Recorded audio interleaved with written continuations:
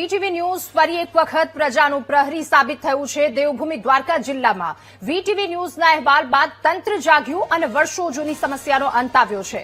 દ્વારકામાં હોળી ધૂળેટીના પ્રસંગે યોજાતા ફૂલડોલ ઉત્સવને ધ્યાને રાખી લીંબડી દ્વારકા માર્ગની જર્જરિત હાલત અંગે વીટીવી ન્યૂઝમાં અહેવાલ પ્રસારિત કર્યો હતો।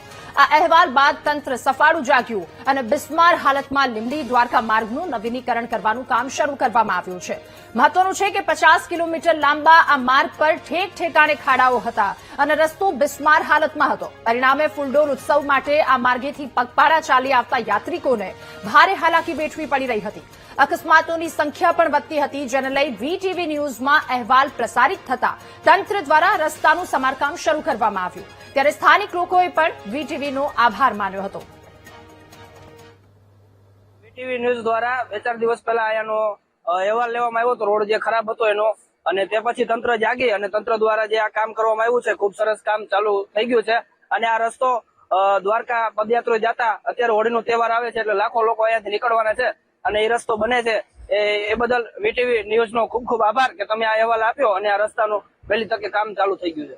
પહેલો તો વીટીવી ન્યૂઝનો ખૂબ ખૂબ આભાર માનું છું, કારણ કે આ રસ્તાથી પહેલો તો પ્રોબ્લેમ એ હતો કે બહુ દૂર દૂરથી યાત્રાળુઓ આપણા દ્વારકાધીશના મંદિરે આવે છે, તેને તો તકલીફ પડતી જ, કારણ કે મોટા મોટા વાહનો જે રસ્તો આખો વરિયાવાળો હતો, તેના લીધે યાત્રિકો ચાલતા હોય, તેના લીધે યાત્રિકોને પણ તકલીફ પડતી, મોટા મોટા વાહનો વાળાને તકલીફ પડતી।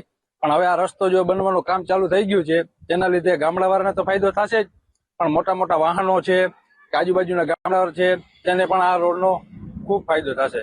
તો આ બદલ વીટીવી ન્યૂઝનો ખૂબ ખૂબ આભાર માનું છું। આ રોડનો દ્વારકાથી લીંબડી હાઈવે છે એને લગભગ વર્ષોથી બિસ્માર હાલતમાં હતો અને કોઈ તંત્રને આ ગામડાના આજુબાજુ ગામડાવાળાએ પણ જાણ કરેલી, પણ કોઈ જવાબ દેતું નહોતું।